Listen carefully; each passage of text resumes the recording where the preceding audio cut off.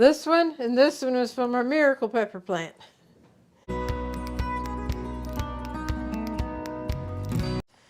Howdy folks, I am Martha and Dorothy will be editing the video, and we welcome you to Hershberger's Miracle Homestead. As you can see, we're on the outside and I'll be harvesting some peppers, and I thought I'd bring you along. I was going to do it last night when this was in the shade, but we had a beautiful, gorgeous rain come without a major thunderstorm, and it thundered some but not major. So that was a blessing to have our things refreshed by a good rain. So that puts me out here in the morning facing the morning sun. But that's okay. As you can see, our sunflowers. We wanted some flowers planted up here at the house, and we had a package of sunflowers, and the directions said 3 or 4 feet high. Perfect! Fooled me. We measured the ones up there at the ramp from the container up, not from the ground up, from the container up, 8.5 feet high. Doubled in size. So now you know why we planted some huge sunflowers up here at the house. They were originally, according to the package, supposed to be 3 or 4 feet high. That's okay. We have enjoyed them. The bees have enjoyed them. The birds have enjoyed them. All right, we're going to start out with our miracle pepper plant. And I'm going to put those peppers in the pink container here. I have 2 white containers if we need both of those for the rest of the peppers in. If we back up to when we first purchased the plant, we had planted it in the hydroponic container and the leaves got diseased. So I went ahead and pulled it out and stripped it down to just the stem and planted it, and I didn't think it was going to make it. I had no idea. I didn't have much faith in it. But I thought, well, hey, won't lose anything. This container was sitting here empty. Oh, there comes a butterfly. This container was sitting here empty, and thought, well, might gain something. So I'm going to pull you in close so you can take a look at it. First of all, the depth of the container, it wasn't deep enough of a container to put a cage around it, which tomato cage is what we have. It needed support, so what I did is the tomato cage upside down, and then I put bungee cords, strapped it to the top of the container, and then around the ring of the tomato cage. It was able to hold the plant up with that support. I'm going to take the camera off of the tripod and bring it down here so you can see. Can you see that? 1, 2, 3, 4, 5 peppers right there. Alrighty, here we go. 1, 2. Oh my. There's a hole right there. If there's anything inside, I don't want to take it in the house. That smells like pepper. There we go, say about half of it.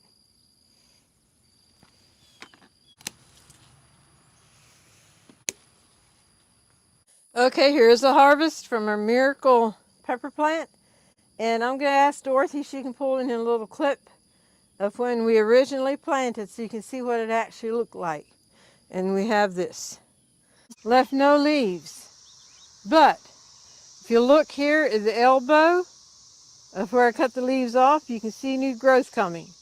But we are going to put this in the dirt and just see what happens. That'll be an interesting experiment.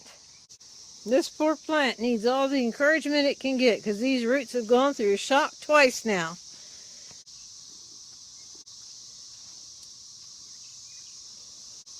But at least we're giving it a chance. Alrighty.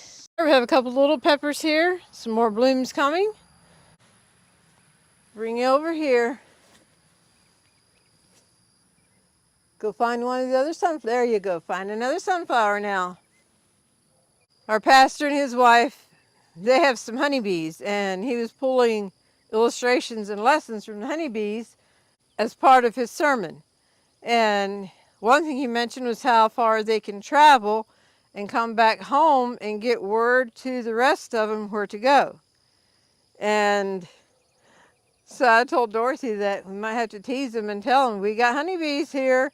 He might owe us some honey because we don't have hives. It might be his bees coming over here. But I actually were outside of the radar for that. Anyway, it was a fun joke to laugh about.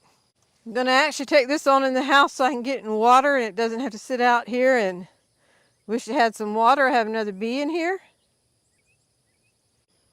You see the bee right there?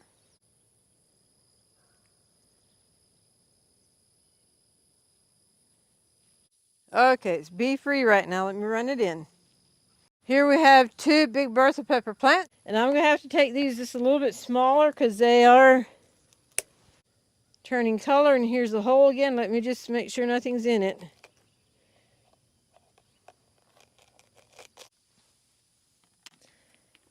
Okie dokie. That's the nicest one yet.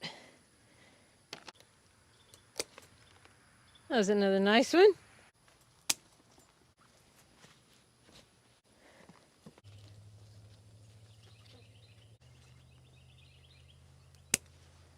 There we go. See how we have a number of little ones coming there. That's exciting. And now over here to the California Wonder.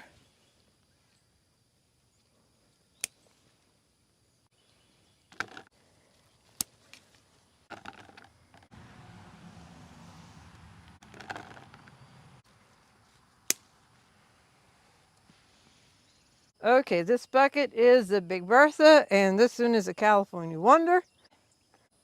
And now for our hydroponic corner. We're going to do one plant at a time, the squash, the pepper, and then the tomato. The squash plant, as you can see, it still has big leaves, but it does produce some squash. And we have a couple of them here. Okay, here you can see there's one good healthy squash. There's one here, it's starting to shrivel at the end. And then we have more blooms coming. Okay, here we have some blooms and buds coming. Looks like I could do some more trimming away here. We do have a challenge. The water level is way down to about right here, so we need to add more water. I know what we're going to do. Instead of mixing more water, we came up with something else to do, and I'll tell you when I get down to it. I'll try to pick up the lid so you can see the root system. It's been a while since I picked it up, so I don't know how it's going to go. It's a little bit top heavy that way. Great day in the morning. Oh my goodness, I can't get it higher than that. Okay, next is the pepper plant. And this is the pepper plant that was put in the same time the miracle pepper plant was. I'd put the miracle pepper plant over here, and the leaves had gotten diseased, and I stripped it down and put it out there, and then put another pepper plant in here. This one, so far all we've had is growth with a few buds on. No peppers actually formed yet. The little one over here, it hasn't gotten as high. It does have a little pepper on it back here, and I'm going to go ahead and get that. It's rather small yet. There we go. So it did produce one pepper. So it's been a little bit disappointing. We've not gotten the peppers from these plants as we did previous years when we planted it. So I don't know what's going on. Okay, I'm going to pick up the pepper plant, see what the root system looks like. Okay, up we go. There is the root system. The one is a double plant and the other is a single plant. Here is the tomato plant. But that's all the further it's doing. We have not had any tomatoes form on that plant.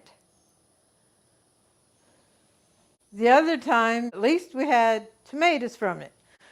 So, rather than struggle on with this plant the way it is, when I don't think we're going to get anything from it other than the flowers, and those are far and few between, we need water over at the squash plant. So what we're going to do is just do away with the tomato plant and then bucket some water over to the squash plant. Let me see if I can pick this up first to take a look at the root system. Can you see the root system? So it's actually doing its thing as far as getting nutrition and growing, but it's growing the plant and not the fruit. As much as I hate to do this, I'm going to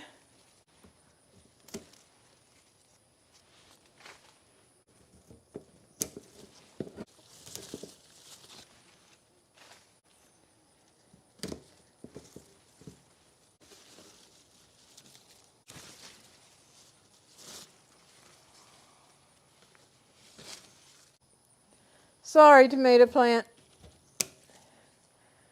Thanks for growing like you did and gave us a conversation piece about your growth. But we needed the fruit. And now we need this water somewhere else.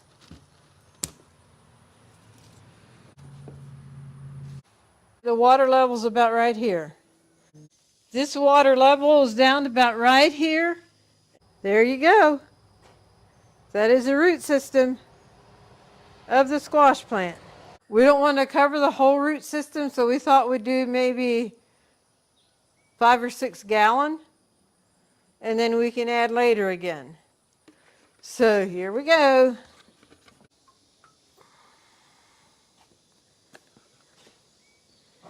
And we will pour it in here.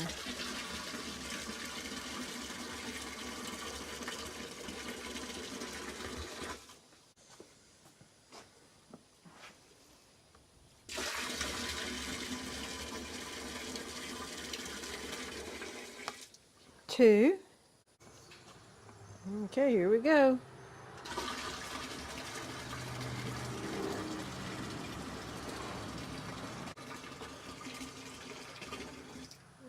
One more bucket.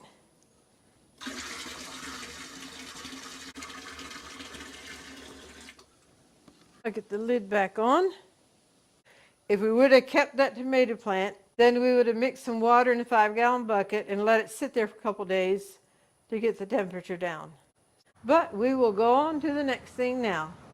Well, this is what's going to happen next. We're going to go ahead and chop up these and flash freeze them and bag them up to put in the freezer. So it goes without saying that we will wash them and clean them and then be ready to chop them. This one and this one was from our miracle pepper plant. And with container gardening, our main goal was to have for fresh eating. But peppers is something that we were hoping that we'd have enough of to put some in the freezer. So we reached our goal on that one. And as you can see, there's more peppers out there on the plants. We want several different size peppers in the freezer. Some that are real fine chopped that would be good for like meatloafs and stuff like that. And then we want some that are more coarse for stir fries. So we thought we'd just put all these up coarse for stir fries. And then next time we can maybe do it that it's a finer chop. And we want to welcome all of our subscribers. And if you are new to our channel, give you an extra hearty welcome. We also thank you for those who like and comment and share our videos on your social media. That all helps our channel to grow. We also thank you to those who have shopped on Amazon through our link at no extra cost to you. We get a small commission, and that helps in this household. Thank you very much.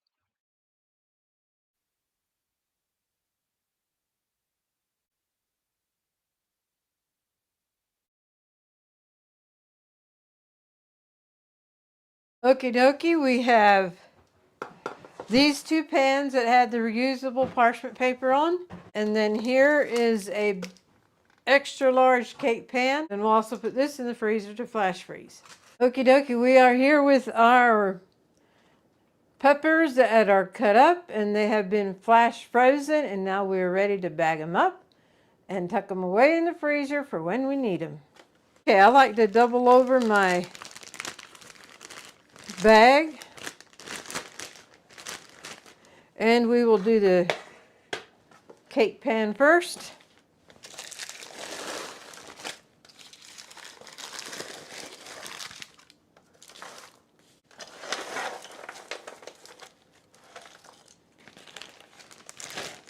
One, 2,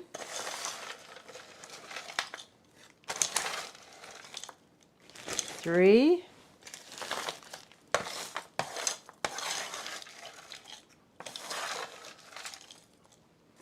4,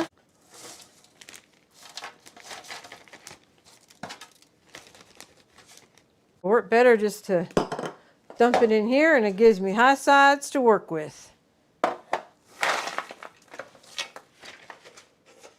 Let it slide right down in there.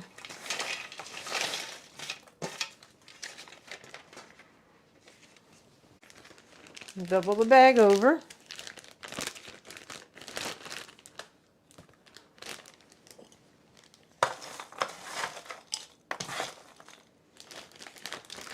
One,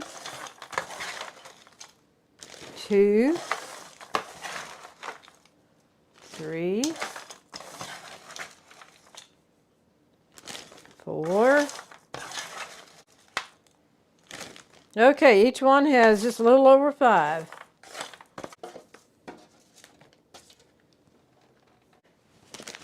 And now we'll flip the bag to flip it back over and get as much air out as you can. And there, it should be loose then when we go to dump out because it was flash frozen. Same way with this.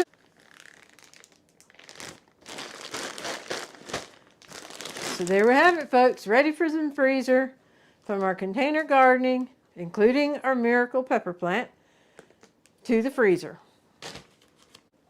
So this wraps it up for the peppers, and now I invite you to stay tuned for the golden thought. Howdy, folks. Welcome to the golden thought of this episode. I'm Martha, and I'm here with my twin brother Marvin. He's our special brother and better known as Buddy. The golden thought today comes from a sermon that our preacher preached in January of 2018, and I jotted this down because I can't depend on my memory to remember all that. So I jotted it down and it blessed me when I read it again. Would I treat people differently if I knew what their stories are? When people are hurting, they don't need us to fix it, but just to let them know we're there, even if it's to shed a tear and cry with them. The story is told of a little girl whose bike broke, and she was heartbroken, and she was crying. And there was another little girl that was late getting home, and when she finally did get home, her parents asked her, why was she so late? And she said, well, her friend's bike broke. Well, what can you do about that? You can't fix a bike. No, but she was so sad and crying, so I cried with her. And what a heart of compassion that was, and a lesson for us to take from a child. We don't have to be able to fix someone's problem, but just to be able to be with them and walk through them and cry with them and pray with them. We want to thank you for joining us. We hope you've been blessed, encouraged, and inspired. And with that, God bless.